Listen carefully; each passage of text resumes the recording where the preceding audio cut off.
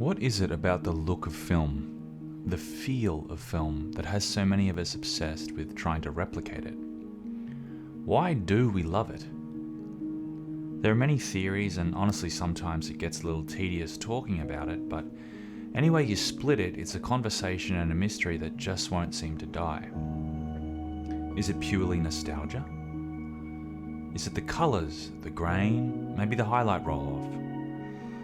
Personally, I believe it's all these and more, but above all else, I think the mystery runs much deeper.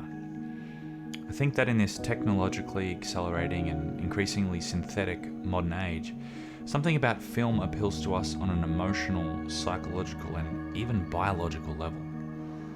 Are we drawn to filmic images because we innately feel more comfortable with chemical or organic processes? I think we probably are, and if so, can we as filmmakers use that knowledge to connect on a deeper, subconscious level with our audiences? To find out, for the past 3 years I've been working on trying to recreate the look and feel of film. The result is 5 LUTs that are each inspired by real film stocks, 3 Kodak and 2 Fuji. I'll take you through each LUT, over some test footage, and discuss each stock they're based on. I carefully selected the footage to be as diverse as possible so you can see how well the LUTs will work in any conceivable situation you can throw at them. You're going to see all possible skin tones, underexposure, overexposure, mixed lighting, tungsten, daylight, hard light, soft light, cinematic gorgeous footage, and then some more run-of-the-mill mundane footage. And you're going to see all of this across multiple cameras too, as LUTs are available for ARRI, Sony, and BlackMagic Pocket 4 and 6K cameras. I'm very proud of the months of testing I do checking the LUTs over hundreds if not thousands of clips to check for balance and any little glitches in their design. I hate when a LUT only works in certain conditions but then falls apart in others. I want these to be like real film stocks, robust and reliable. As well as my own footage, for the first time I'll be showcasing test footage that was shot by people other than myself. I reached out to a handful of filmmakers and cinematographers who use my LUTs from around the world and asked them if they'd like to contribute some footage for this new video. I was very humbled at the enthusiastic response and can't wait to show you the results. Some of their shots are breathtaking, and each third-party shot will be credited as it appears. I haven't done any grading to the footage, apart from the occasional white balance or exposure adjustment. What you're seeing is just the LUT applied to the log footage with a little film grain. Alright, let's get into the LUTs. So we're starting off today with a LUT I call Vision. It's based on Kodak Vision 5274. They shot Gladiator on this, Lord of the Rings trilogy, Matrix, a lot of great films. It's got plenty of character. It's kind of a modern-esque film stock around 20 years ago.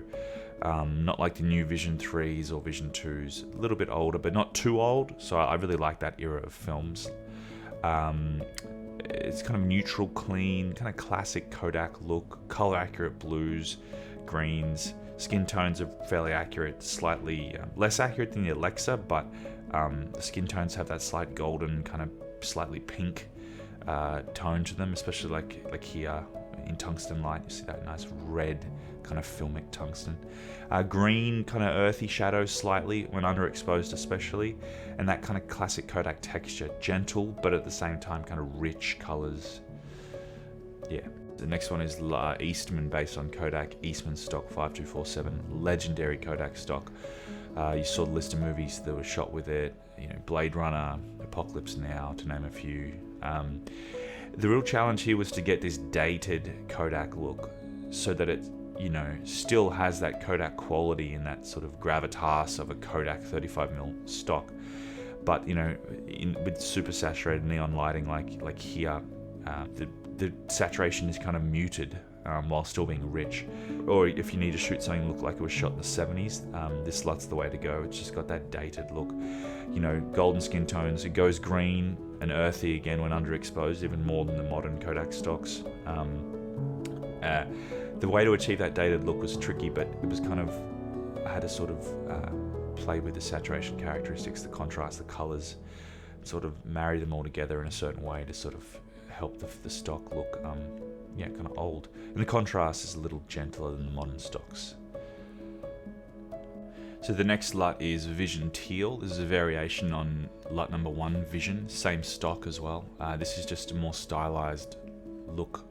It's kind of got an orange teal kind of concept behind it, but gentle. It's not ridiculous. It's not pushing it too hard. Less color accurate, obviously, than number 1, but that's kind of the point.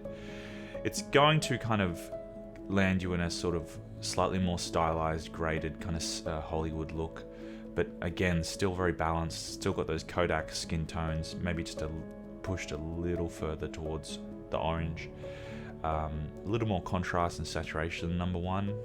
It's great. It's a lot of versatility. I find this LUT basically works all the time. And it can elevate a kind of boring shot, but it also works well, obviously, with stuff that's shot really nicely and lit nicely. It's not going to overpower a nice image. So that's Vision Teal. This next one, Eterna, is based on the FujiFilm Eterna 8563. I'd say this is probably the prettiest stock. It's got that beautiful Fuji contrast, that smooth, gentle contrast, those colors, those tones, beautiful gold skin tones. I'd say this is probably my go-to for fashion or beauty. Sort of like 1 and 3, this is also quite a good all-rounder. It's very balanced. Rich tones, but never crossing the line into being ridiculous. Just has a natural richness to it. I love the greens on this. They're nice and saturated. The blues are very turquoise. The yellows are interesting. They're quite distinct. The yellow's actually very yellow, as opposed to the Kodak yellows from the sort of older stocks classically go a little more orangey, a little red. You can see here, like, the yellows are going to have a slightly more modern kind of color accurate quality to them. Just love the colors on this, and really happy with this one. Might be my favorite. Okay, this is the last LUT. I call this one Bleach. This is based on Fuji 8552, and it's modeling the bleach bypass process. They use that process on Saving Private Ryan, War of the Worlds, Munich, to get that real gritty, desaturated look. Essentially, they leave all the silver on the film negative, and this is the result. It's very niche and specific, and very hard to model. I've been trying to get this look for years, and I never could do it. The real challenge is, once you crank up the contrast, how do you do that and not lose all your highlights and your shadows, and lose all that dynamic range that film has? And also the colors spaz out a bit when you crank up contrast. The colors can really go off. So balancing all of those to achieve this look is something I'm really proud of. It's kind of an optical illusion, the way that you crank up contrast but preserve the dynamic range. It's counterintuitive, but yeah, for the right project, crime films, war films, certain fashion, I think this is just what the doctor ordered. So I guess this is one good thing that's come out of these COVID lockdowns. I had so much time over the last few months. I was finally able to get these finished, and I gotta say, I'm really proud of them. They're unlike any I've made before. Before I wrap it up, let's return to my initial question. Why do we love the look of film in the first place? Well, I can only speak for myself, but if you're anything like me, you want your films to connect with your audience as much as possible. You want immersion, suspension of disbelief.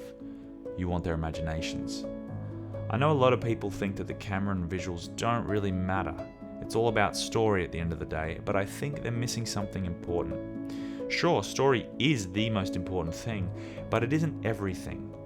For example, imagine if you shot a short film on an infrared camera. I don't care how exciting the story is, I'm telling you, that infrared, heavily processed digital image is going to bug people when they watch it. Unless you have a very specific reason to shoot it on infrared, it's going to distract the audience and ultimately ruin the story. Why? Because infrared is so far removed from human eyesight and the way we see the world day to day. Whereas film, by contrast, is so very close. Film is organic, our eyes are organic, and they share many perceptual parallels. As a result, film simply looks more natural to us, and the more you can make your images look natural, the more your audience will look into them rather than at them. Thanks for watching.